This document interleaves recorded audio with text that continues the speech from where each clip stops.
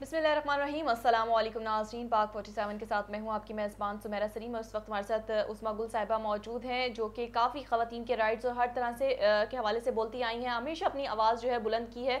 आज हम जिस मौजू पर बात करें, हमारा मौजू यही है, क्या ख़वातीन पाकिस्तान में महफूज हैं? आप क्या कहेंगी इस हवाले से? मोटरवे पे एक वाक़या देखने में आया, दिल दहला देने वाला वाक़या था, और आप क्या कहेंगी इस वाक़ये के हवाले से? सुमेरा, मैं तो बहुत हैरान हूँ ये सारा कुछ जैसे हुआ है, और जो वाक़या है जिस तरह, और फिर जिस तरीके से एक पूरा प्रोपेगेंडा मुहिम चली उस खातून के ख़िलाफ़ कि वो रात के टाइम पे क्यों निकली, जिस तरह हमारे CCPO साहब ने भी आके बाकायदा बयान दिया, स्टेटमेंट दी कि मुझे तो यकीन नहीं आता कि हम किस मुल्क में रह रहे हैं, ये रियासत मदीना है, ये क्या चीज़ है। किसी भी मुल्क में एक मतलब फ़जूल से फ़जूल भी, कमज़ोर से कमज़ोर भी मुल्क के अंदर ऐसा नहीं होता जो हमारे मुल्क में हो रहा है। हमारे पास फ़ौज है, हमारे पास पुलिस फ़ोर्स है, हम इनको तनख्वाहें देते हैं, हमारे टैक्स के पैसों से ये लोग इनको तनख्वाहें मिलती हैं, और ये हमारा हाल है कि हमें सड़क पे हम जाते हैं तो तहफ़्फ़ुज़ नहीं दिया जाता। और जब आप के साथ कोई इस मिसहैप हो जाता है तो उस पर कहा जाता है कि आपका कसूर है, आप बाहर क्यों निकले, आप घर से क्यों निकली थी, पेट्रोल क्यों नहीं चेक किया। बिल्कुल चेक नहीं करना चाहिए था जब गाड़ी लेके निकली, मगर अगर नहीं किया या गलतफहमी हो गई या इवन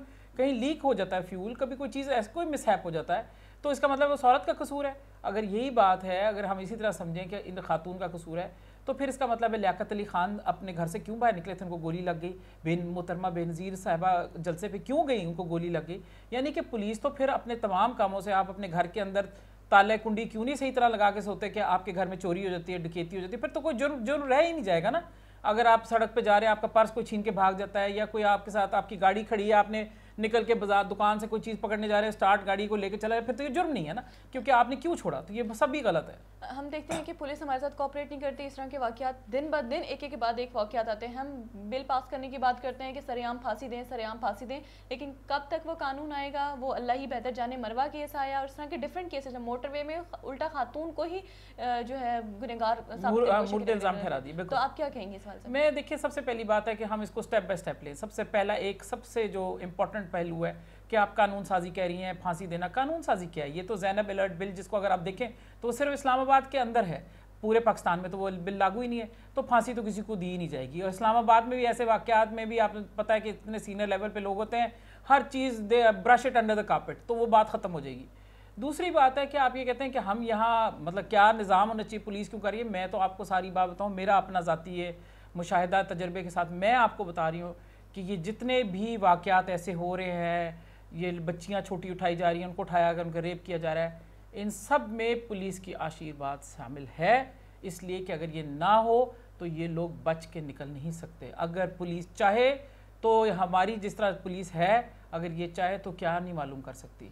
और जब हमारे IG पुलिस SCPO CCPO जो है वो कह रहे हैं कि ये खातून है, तो इसका साफ मतलब ये है कि वो ये बताना, वो कह नहीं सकते कि उनके अपने पुलिस वाले, मोटरवे पुलिस वाले उसमें शामिल थे, उन्होंने काम किया है, मेरा पूरा यकीन है। और मैं इसलिए ये कहना चाहती हूँ क्योंकि, और मैं ऑन एयर इसलिए कहना चाहती हूँ कि एक खातून ने अगर ये फ़ोन करके कहा है कि मेरी गाड़ी का फ्यूल ख़त्म हो गया है, और उसने ये भी कहा होगा मैं अकेली हूँ, मैं फ्रांस से आई हूँ, या उसके लहजे से पता लगा होगा, तो इन्होंने अंदाज़ा कर लिया, इन्होंने इसीलिए उस एरिया में उसको कहा आप खड़ी रहें, हम आते हैं, और या नहीं आ सकते या जो भी है। और 1 घंटे बाद ये कपड़े चेंज करके, ये अपना पूरा इंतज़ाम करके, मुकम्मल सिस्टम करके ये पहुँच गए वहाँ। तो बात समझने की ये है कि ये सारी जो इसको एक और कभी 5th जनरेशन वॉरफेयर करके कह के उसके इल्ज़ाम के पाकिस्तान के लिए बदनामी करना चाह रहे हैं, कभी कोई बहाने से आड़ में, ये असल में अपना किया हुआ है जिसके पर्दे डाले जाए। अच्छा, 5th जनरेशन वार की आपने जिस तरह से बात की, आप क्या देखती हैं इस हवाले से? क्या पाकिस्तान का जो नाम है वो हम देखते हैं कि उसको, पाकिस्तान को गंदा करने की आलमी सतह पे कोशिश की जा रही है? क्योंकि हम देख रहे हैं पाकिस्तान ने अभी कुछ अर्से में काफ़ी सारी अचीवमेंट ली हैं सयाहत के हवाले से, लेकिन ये कुछ मामलात है जहाँ पे वो चाहते हैं कि इस तरीके से पाकिस्तान को जो है दुनिया में बदनाम कर सकें। जी देखें, ये 5th जनरेशन वॉरफेयर का तो हम बाकी शिकार हैं। हमारे ख़िलाफ़ बहुत किस्म के प्रोपेगेंडाज हो रहे हैं, हमारी जो सोच होती है या गवर्नमेंट की स्टेटेड पॉलिसी होती है उसको भी क्वेश्चन करने लग गए हैं। हमें इंडिया के साथ ताल्लुकात पे, इसराइल के ताल्लुकात पे, इन सब पे बातें हो रही हैं। ये सब चीज़ें अपनी जगह मौजूद हैं, मगर एक खातून का गैंग रेप हो जाना कभी 5th जनरेशन वॉरफेयर का ऐसा नहीं हो सकता। इसका क्या ताल्लुक है? दूसरी बात है बदनामी। आप मुझे बताएं, क्या हमने सारी, मैं इस उम्र में पहुंच गई हूँ, मैंने हमेशा ये देखा है कि हर चीज़ में कहा जाता है खामोश हो जाओ, बहुत बदनामी होगी।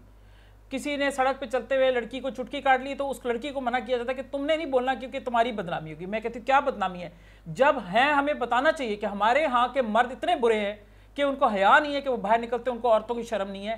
کیا صرف حیا عورت کو کرنی چاہیے, مردوں کو حیا نہیں ہے؟ ہمارا دین نہیں بتاتا کہ مردوں کو بھی کہا گیا اپنی آنکھیں نیچی رکھو؟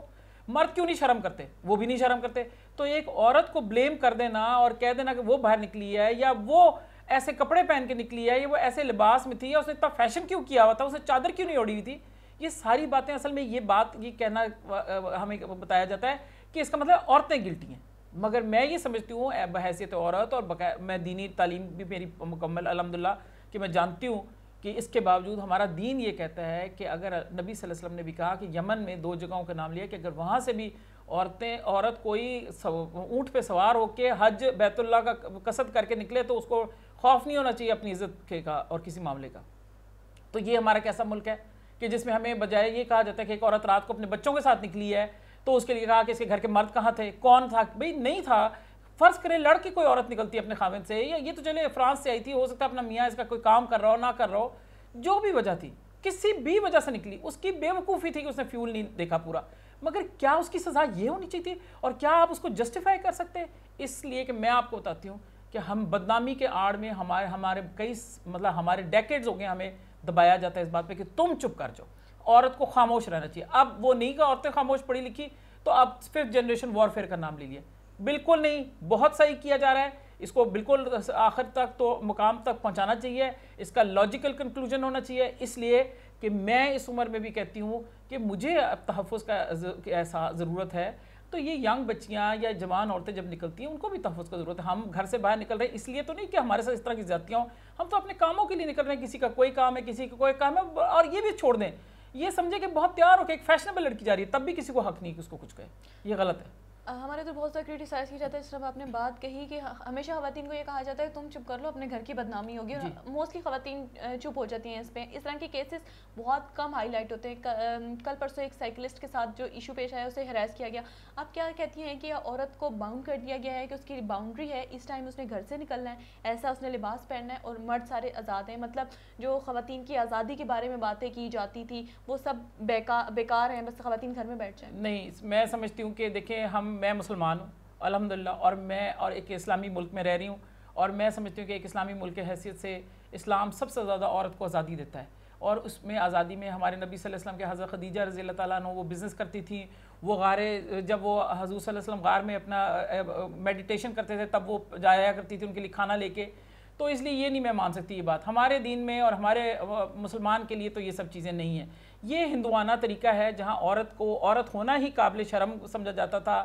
اس کے لیے ایک تھا کہ اگر اس کا خاوند مر جاتا ہے تو اس کے ساتھ ستی ہو جائے, اور عورت کو ہمیشہ ایک نیچا, ایک کمزور اور ناپاک ترین ہستی کے طور پر ٹریٹ کیا جاتا تھا. ہمارے معاشرے پہ وہ ہندوانہ سوچ کا بہت عمل دخل ہے اور اس کا اثر ہے, جس کی وجہ سے ہم یہ سوچتے ہیں اسلام ہمارا جو ہے سب سے زیادہ اگر کہیں بھی دیکھا جائے جائیداد میں حق دیا. اور یہ تو 1929 میں جا کے انگلینڈ میں جا کے پہلی دفعہ عورت کو ووٹ کا حق ملا ہے. ہمیں کب سے ہمارے آپ دیکھ لیجئے کہ جس طریقے سے ہماری ہسٹری ہے اور جس طریقے سے مسلمانوں کا عورتوں کا جس طرح رول تھے, حضرت زینب نے جس طریقے سے دربار میں جا کے بات کی, ہماری history is full of such women جنہوں نے جا کے مردوں کے شانہ بشانہ کام کیے. یہ اصل میں ہندوانہ سوچ ہے اور اس سے ہمیں بریک اوے کرنا ضروری ہے. اگر ہم نے اسلام کو صحیح معنوں میں اس کی پریکٹیکل صورت میں رائج کرنا ہے تو یہ اس میں عورت کے وہی حقوق ہوں گے جو مرد کے ہوں گے, بلکہ اس کی عزت و ناموس کی حفاظت کرنا بھی اسٹیٹ کی ذمہ داری ہوئے گی. بہت شکریہ عثمہ گل صاحبہ. جی ناظرین, آپ نے جس طرح سے جانا کہ جس طرح سے خواتین کو اسلام جو ہے آزادی کا حق دیتا ہے, اس کو پڑھنے کا, لکھنے کا, جاب کا, ہر طرح کا حق حاصل ہے. صرف اگر اس طرح کے کوئی حادثات دیکھنے میں آتے ہیں تو ان عناصر کے خلاف آواز اٹھانی چاہیے اور مل کر جو ہے ان کا سامنا کرنا